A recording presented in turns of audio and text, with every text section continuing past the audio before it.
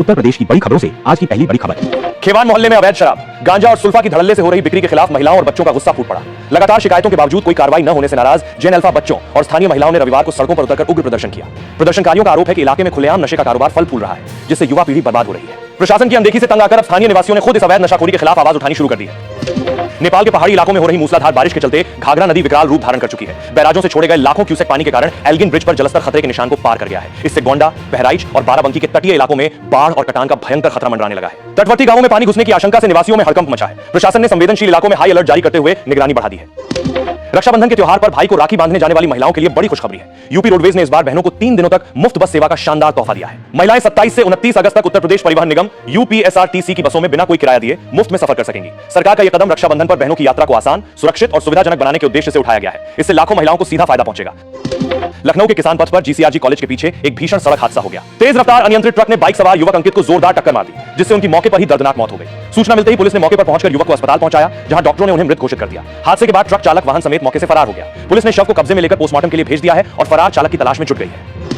शनिवार रात सरयू नदी ने मोचपुर रिंग बांध के पास भीषण कटान शुरू कर दी, जिससे रिंग बांध की सुरक्षा को लेकर हड़कंप मच गया। स्थिति की गंभीरता को देखते हुए बाढ़ कार्यखंड ने त्वरित कार्रवाई की और रात में ही बचाव कार्य कराकर बांध को सुरक्षित किया। इस खतरे को देखते हुए प्रशासन पूरी तरह अलर्ट मोड पर है। दूसरी ओर मौसम विभाग ने 16 अगस्त को पश्चिमी और पूर्वी उत्तर प्रदेश के कई हिस्सों में गरज चमक और वज्रपात के साथ तेज बारिश की संभावना जताई है। मथुरा में रविवार सुबह एक तेज रफ्तार अनियंत्रित डंपर ने सड़क किनारे खड़े 4 लोगों को रौंद दिया। इस भीषण हादसे में एक युवक और 5 साल की बच्ची की मौके पर ही मौत हो गई, जबकि युवक की मां समेत 2 लोग गंभीर रूप से घायल हो गए। घायलों को तुरंत अस्पताल में भर्ती कराया गया है। घटना से आक्रोशित स्थानीय व्यापारियों और ग्रामीणों ने सड़क जाम कर दिया और विरोध में बाजार बंद करा दिया। सूचना मिलते ही पुलिस ने मौके पर पहुंचकर लोगों को शांत कराया और डंपर को कब्जे में ले लिया। रायबरेली के ऊंचाहार में स्वतंत्रता दिवस का जश्न मनाकर घर लौट रहे 2 युवकों की सड़क हादसे में दर्दनाक मौत हो गई। मृतकों में 12वीं कक्षा का एक छात्र भी शामिल है। यह भीषण हादसा लखनऊ प्रयागराज राजमार्ग पर हुआ, जहां 2 तेज रफ्तार बाइकों की आमने सामने जोरदार भिड़ंत हो गई। हादसे में 3 युवक गंभीर रूप से घायल हो गए थे, जिन्हें इलाज के लिए अस्पताल ले जाया गया, लेकिन डॉक्टरों ने 2 को मृत घोषित कर दिया। घटना के बाद परिजनों में कोहराम मच गया है और पुलिस मामले की जांच कर रही है। लखीमपुर में इंसानियत को शर्मसार करने वाली घटना सामने आई है, जहां एक लड़की को अकेला देख 3 युवकों ने उसे जबरन घसीट लिया। इसके बाद तीनों दोस्तों ने युवती के साथ बेरहमी से गैंगरेप किया और उसे गंभीर हालत में मौके पर छोड़कर फरार हो गए। पीड़ित युवती की हालत बेहद नाजुक बनी हुई है और उसे इलाज के लिए अस्पताल में भर्ती कराया गया है। घटना की सूचना मिलते ही एक्शन में आई पुलिस ने त्वरित कार्रवाई करते हुए तीनों आरोपियों को हिरासत में ले लिया है और मामले की कानूनी जांच जारी है। अयोध्या स्थित श्री राम मंदिर में पुजारियों के लिए एक नया ड्रेस कोड लागू कर दिया गया है। इसके तहत अब मंदिर के सभी पुजारी एक समान पारंपरिक वेशभूषा में नजर आएंगे। नए नियमों के अनुसार पुजारी अब हल्के पीले रंग की रेशमी धोती और उसी रंग का रेशमी उत्तरीय अंगवस्त्र धारण करेंगे। मंदिर प्रशासन द्वारा लागू की गई इस व्यवस्था का उद्देश्य परिसर में एकरूपता, गरिमा और सात्विक परंपरा को बनाए रखना है।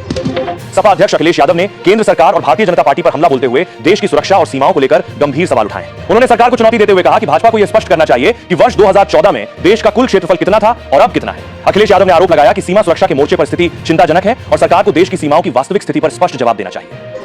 बागपत के सिंगौली तगा गांव के अंकित प्रजापति और पेंटर इसरार दोहरे हत्याकांड में पुलिस को नया मोड़ मिला है। मामले के दूसरे आरोपी कृष्ण यादव ने पूछताछ में बड़ा खुलासा करते हुए बताया कि आरोपी साधु सट्टे के नंबरों और तंत्र मंत्र क्रियाओं के जरिए अपना साम्राज्य बढ़ा रहा था। वहीं दूसरी ओर अंकित और इसरार की पोस्टमार्टम रिपोर्ट सामने आ गई है, लेकिन उसमें मौत के स्पष्ट कारणों का पता नहीं चल सका है। इसके बाद पुलिस ने बिस्तरा सुरक्षित रख लिया है और फॉरेंसिक जांच के जरिए मौत की असल वजह जानने में जुटी है।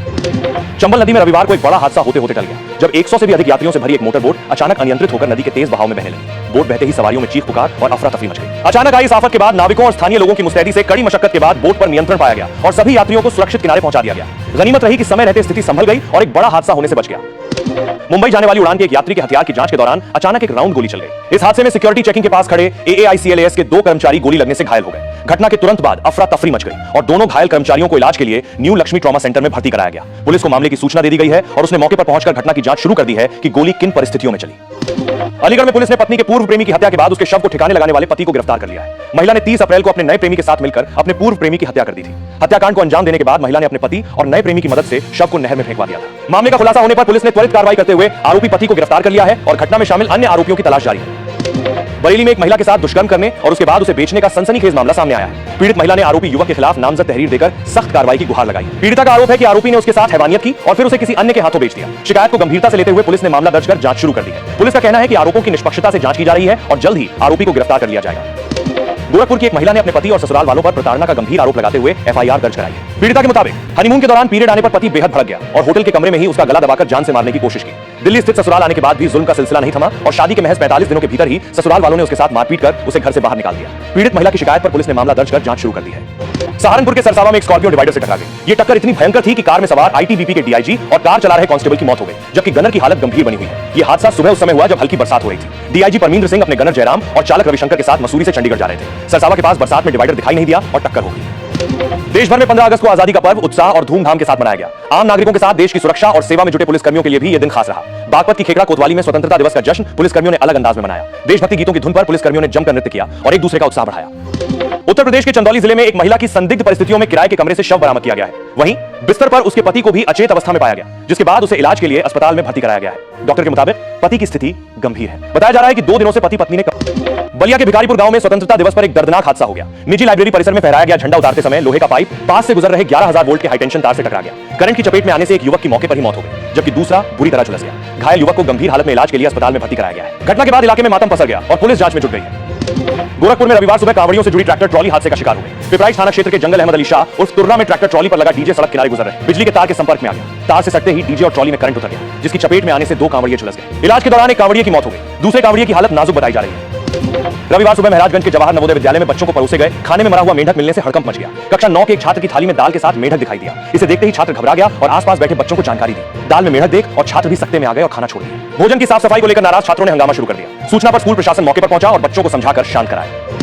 मेरठ में बैंक मैनेजर यमन कंसल ने केवल 5 मिनट डिलीवरी लेट होने पर डिलीवरी बॉय अमित यादव को अपने फ्लैट में ले जाकर बुरी तरह पीट दिया। ये पूरी घटना पास में लगे सीसीटीवी कैमरे में कैद हो गई। मारपीट का वीडियो सामने आने और पीड़ित अमित यादव की शिकायत मिलने के तुरंत बाद पुलिस हरकत में आई। पुलिस ने मामला दर्ज करते हुए आरोपी UCO bank manager Yemen Kansal को गिरफ्तार कर लिया है और कानूनी कार्रवाई कर रही है।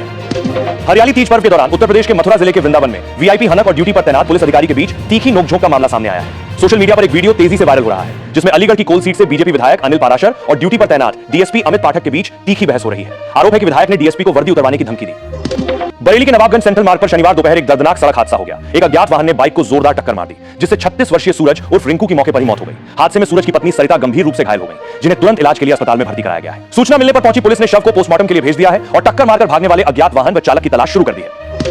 बारिश के कारण गंगा एक्सप्रेसवे की सड़क का एक हिस्सा अचानक धंस गया, जिससे हड़कंप मच गया। घटना की सूचना मिलते ही यूपीडा की टीम तुरंत हरकत में आई और मौके पर पहुंचकर स्थिति को संभाला। यूपीडा की टीम ने जेसीबी की मदद से धंसे हुए हिस्से की त्वरित मरम्मत कराई। अधिकारियों के अनुसार मरम्मत का कार्य पूरा कर लिया गया है और अब एक्सप्रेसवे पर यातायात पूरी तरह से सामान्य और सुचारू रूप से चल रहा है। बरेली में रविवार तड़के हुई मूसलाधार बारिश से पूरा शहर जलमग्न हो गया और सड़कों पर भारी जलभराव की स्थिति बन गई। पानी के तेज बहाव और जलभराव के बीच सुभाष नगर इलाके में बैरिकेडिंग न होने के कारण एक ई रिक्शा अनियंत्रित होकर नाले में जा गिरा। हादसे के तुरंत बाद स्थानीय लोगों ने मुस्तैदी दिखाते हुए कड़ी मशक्कत के बाद ई रिक्शा को नाले से बाहर निकाला। गनीमत यह रही कि इस घटना में चालक या यात्रियों को कोई गंभीर चोट नहीं आई। मौसम विभाग ने जिले में बीते 24 घंटों में 30.8 मिमी बारिश दर्ज की है और क्षेत्र में सोमवार तक भारी बारिश का ऑरेंज अलर्ट जारी किया है। इलाहाबाद हाईकोर्ट की लखनऊ खंडपीठ ने प्राथमिक विद्यालयों के शिक्षकों के अंतरजनपदीय तबादलों को लेकर बड़ा फैसला सुनाया है। कोर्ट ने साफ कहा कि शिक्षक तबादले के लिए आवेदन करते समय अपनी पसंद के किसी खास विद्यालय में तैनाती पाने का दावा या अधिकार नहीं कर सकते। न्यायमूर्ति पंकज भाटिया की पीठ ने राज्य सरकार की जून 2026 की तबादला नीति को बरकरार रखते हुए शिक्षकों की याचिका खारिज कर दी। याचियों ने शासनादेश में दिए जिलेवार छात्र शिक्षक अनुपात पीटीआर को चुनौती दी थी। कोर्ट ने स्पष्ट किया कि तबादला प्रक्रिया प्रशासनिक नीति के तहत जिला स्तर पर होती है और अध्यापकों को अपनी मनपसंद जगह पोस्टिंग का कोई वैधानिक अधिकार नहीं है। लंपी स्किन डिजीज से बचाव के लिए पशुपालन विभाग ने अलर्ट जारी करते हुए पशुपालकों को सतर्क रहने की सलाह दी है। विभाग ने अपील की है कि पशुओं में बीमारी के लक्षण दिखते ही तुरंत नजदीकी पशु चिकित्सा अधिकारियों को सूचित करें। इसके अलावा पशुपालक विभाग के टोल फ्री हेल्पलाइन नंबर 1-800-180-5141 पर भी संपर्क कर तुरंत सहायता और जानकारी प्राप्त कर सकते हैं। समय पर इलाज और सावधानी से इस बीमारी के प्रसार को रोका जा सकता है। सिकंदराबाद कोतवाली क्षेत्र में एटा हाईवे पर गांव उमरावपुर के पास एक दर्दनाक हादसा हो गया, जहां नोएडा से उन्नाव जा रही कार अनियंत्रित होकर पलट गई। इस भीषण हादसे में कार सवार 3 लोगों की मौके पर ही मौत हो गई। कार में मौजूद एक बच्चे समेत 4 अन्य लोग गंभीर रूप से घायल हो गए। हादसे की सूचना मिलते ही पुलिस मौके पर पहुंची और सभी घायलों को तुरंत जिला अस्पताल में भर्ती कराया, जहां उनका इलाज जारी है।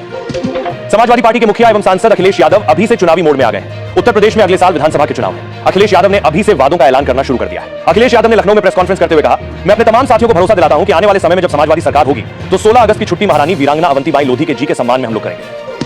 उत्तर प्रदेश के फर्रुखाबाद जिले के कमालगंज से रिश्तों को शर्मसार कर देने वाला मामला सामने आया। आरोप है कि एक पति ने अपनी पत्नी के गले में दुपट्टा बांधकर उसे गंगा नदी में फेंक दिया। नदी में गिरने के बाद पीड़िता चिल्लाती रही। हालांकि महिला ने हिम्मत नहीं हारी और तैरकर किसी तरह नदी के किनारे पहुंच गई। स्थानीय लोगों ने उसे सुरक्षित बाहर निकाला।